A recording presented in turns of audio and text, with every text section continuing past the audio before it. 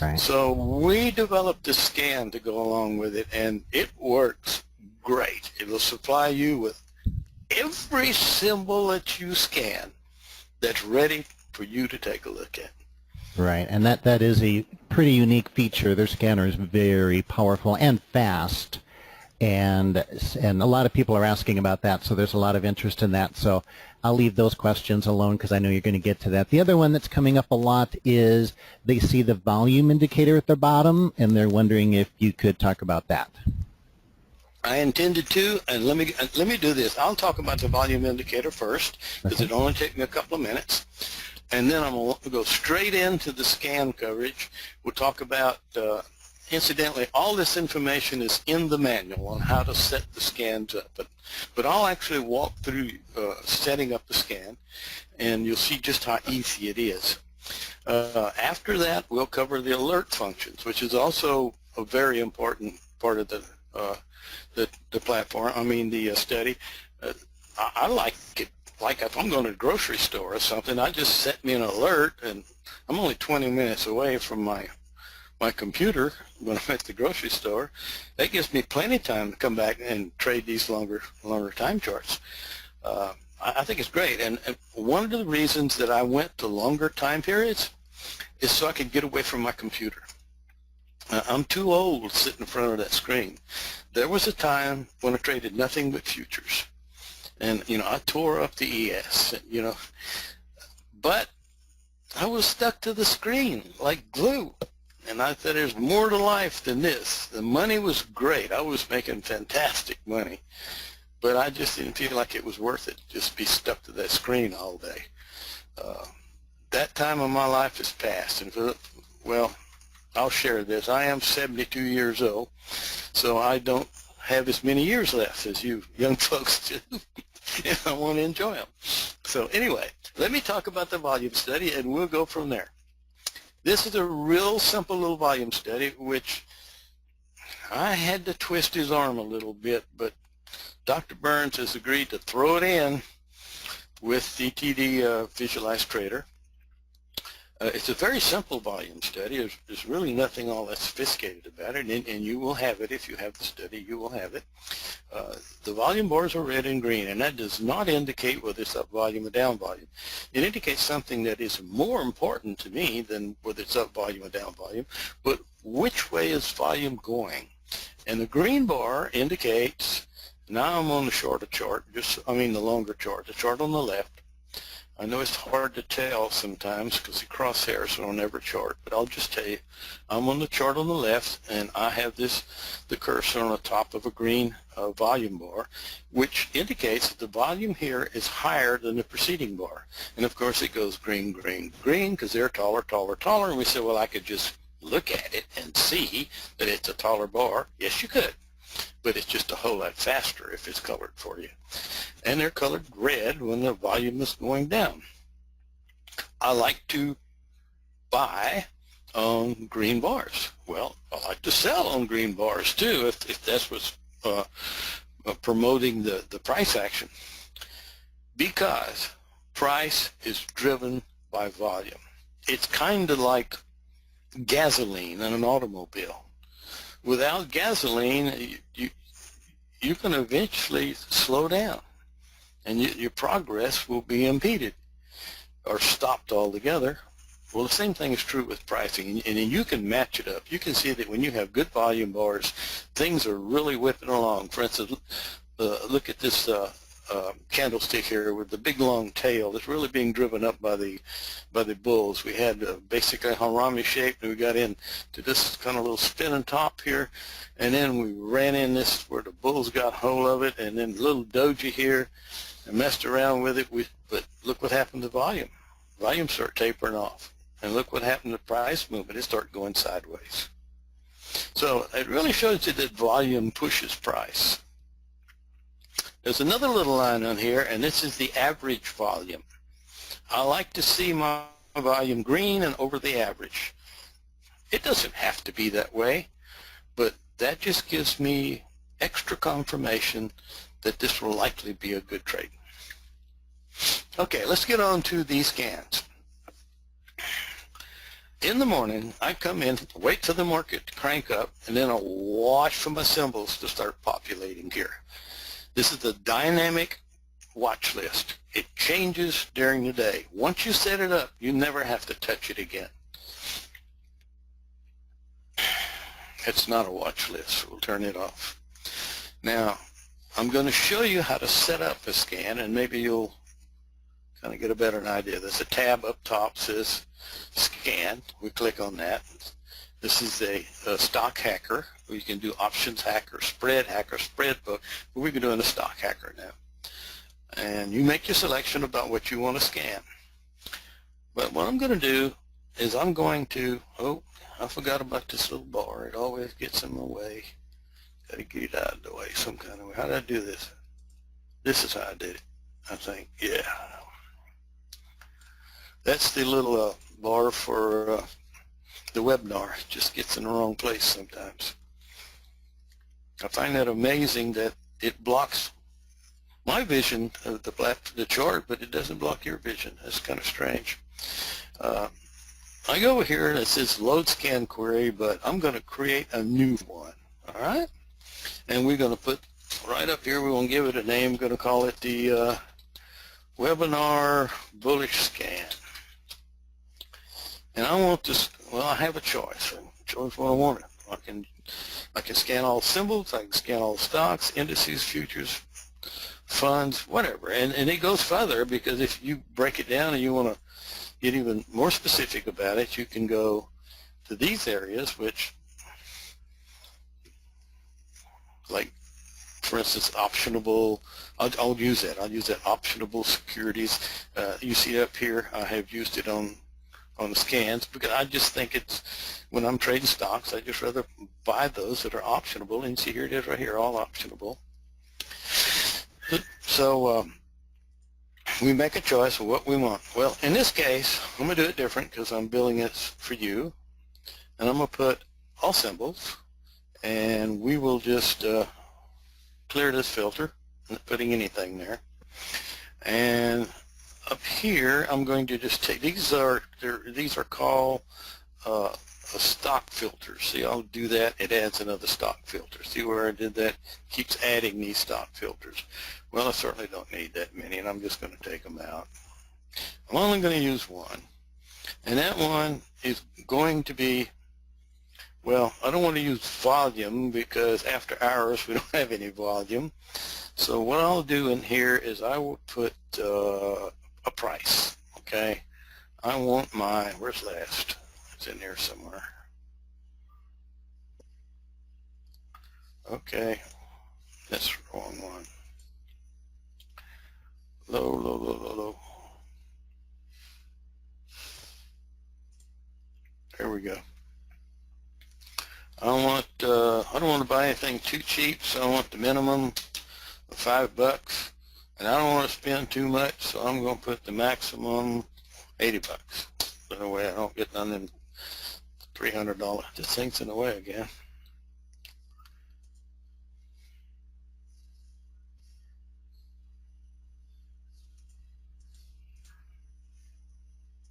Come on, puppy, get out of the way.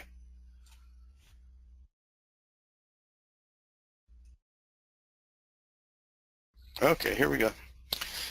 Now the next step is to add study filters. So we'll click on study filter. It's going to always come up ADX crossover. It's going to ignore that and go to custom. And we're going to go to edit. Well, let's do it this way. Rather than going to edit, let's just delete whatever's up there. Start with an empty screen.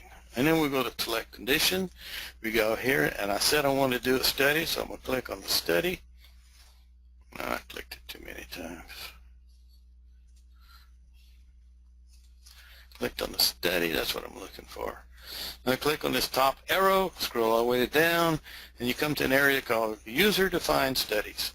That's where you find all your custom studies like TD Visualize Trader. So we click on that, and sure enough, there's our TD Visualize Trader. We click on that, and we said we're going to do bullish, so I'm looking for a long entry, and we want one that's true. So we save that. All right, this is on the day signal, but you said you like shorter charts, so we're going to make it on shorter charts. You'll find that you don't get as many hits sometimes, but we're going to do that. Let's see, I want to work with something I got here. I'll use 30 minutes, and we'll do the other one at 10 minutes. Now, before I leave here, I'm going to click on my edit button. Oh, no, I'm not. I'm going to say OK. Then I'm going to go back and do this. I just clicked on Think Script Editor, and I'm going to copy that line. That's all I'm going to do.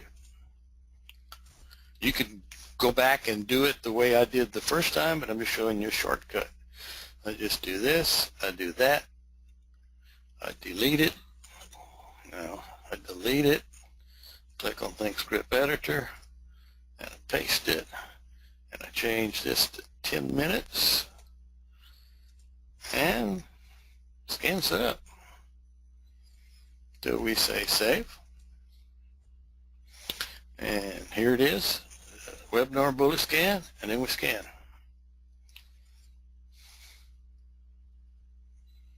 Waiting.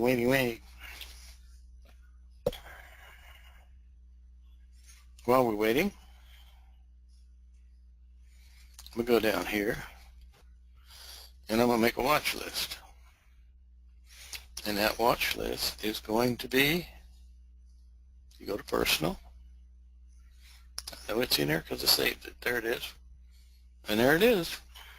It's actually populated before it did up here for some reason.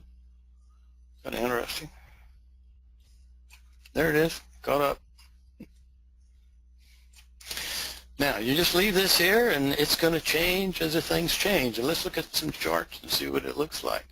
First thing I need to do is I need to be a 30-minute, 10-minute time frame up there, so it's not going to mean much. Oh, let's see, I don't have 10-minute on here, so I'll do it this way. That'll work. All right. Oh, this little box, turn to whatever color you've selected on your charts. That's what they call link colors. It just links this so that you can just walk through your list and just click on it. And you notice we got a signal here, we got a signal there. Click on it. You got a signal here, you got a signal there. Getting excited yet? Click on it. Got a signal here, got a signal there. And how many times do I have to do? How about if I click on one that's red over here? Still got a signal here and got a signal there. Anybody impressed?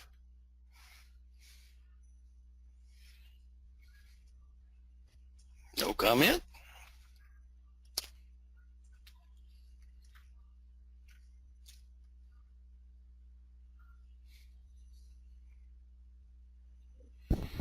Okay. Yeah, no, there's a little delay before people respond. It takes them a little time to type in and so forth. I'm answering some of the questions individually with people that are coming in, the ones that I can, that are easy. Here's an interesting one from Laura. So as you know, with Top Dog Trading, we have 3 styles of trading: scalping, cherry picking, and eagle eye, where you would look for the setup on the short term, medium term, or long term. So she's asking you specifically for your personal trading style, are you looking for a signal on the medium time frame chart, confirmation on the long term, and then you say a green arrow on the short term, or are you only looking for the first and second retraces of the trend as price bounces off the 50 MA? I guess she's asking, specifically. I understand her question. Yeah, okay, go ahead. I do understand her question. Yeah. My personal trading style is I look for a setup on the middle chart. I don't really care what the time frame is. This is just the way I do it to match it. Even if I were trading this chart, I got a 30, 10, I would change this to a 90-minute. See, I pretty much already have these set up for these time frames. I just changed it to a 90-minute. I would look for a setup here, and frankly, I would scan for the 90 and the 30. If I was scanning for the 30 and the 10, I'd have a 30, 10, and I guess a 3. I mean, it's kind of hard to divide 10 by 3. But I always look for the setup because I'm scanning the long in the middle. Now, it kind of depends on what you set your scan for. That's your choice. If you're the kind of fellow that just wants to work with a two-chart system, which you can, which is very much top dog, you can do that too. My personal style is I look for a setup or a signal on the middle chart. I look for something to confirm it on the longer chart. I have no confirmation. I would not take this trade at all. Let me find another one. Again, same story.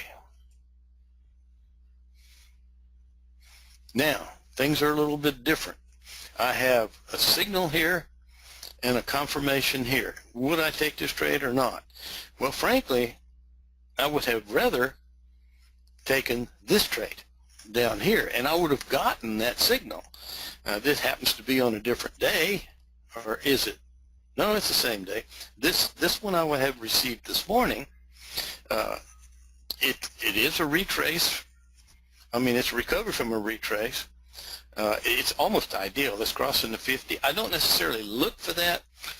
It's just that when it's crossing the 50, you're pretty sure not being too long in the tooth on a trade. You're not getting too far out to where it's kind of finished its run. And since I have no trouble finding trades, I'm picky. You can do it the other way. You can pick it, after the first retrace. You can take that with the signals. It's up to you. It's just really a personal kind of thing. But the question was my personal trading style. That's what I look for. If I can catch it crossing the 50, that just adds more to it. But it's not necessary for me to make a trade. I've made several trades this week that were nowhere close to the 50. As a matter of fact, they might have been a little bit overextended, but it looked like it was just a good trade to take. It had a lot of volume. It was moving smoothly. I like smooth moving stocks. And I think I've answered the question. Yes, and I have a question actually. Some of these charts you're bringing up, you've got little, they're not even dojis. They're just, some of the bars are just little horizontal dips. lines. Yeah. Do you have intraday setup there as well? Or, I'm sorry, pre-session and post-session time setup? Or are those just the way these particular markets? No, this is extended market. Okay, so you are showing after-market data there. Yes. And pre-market, so that's why that's happening. Okay. Well, it may not be. I mean, look at the volume. It's really low volume, so yeah, it takes a little bit of volume to make a bar. So, anyway. Yeah. But yes, I do have extended on here. Oh, you do. Okay, so that's why those little one of my trading friends calls them mouse tracks are showing up. All right. Let me. I can verify it. Yeah, I see show extended hours. Oh. Yes, you are. Okay. Yeah, so that's why. Yeah, personally, because, for me, I don't trade markets that have real low volume, and even some of the ETFs that have higher volume, they'll still show charts like that sometimes, and I just don't trade the markets that meet those kind of chart patterns. But this is after hours stuff, so okay, that explains that.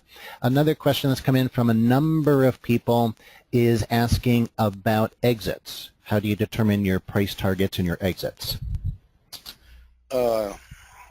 Well, exits are maybe even more difficult than entries.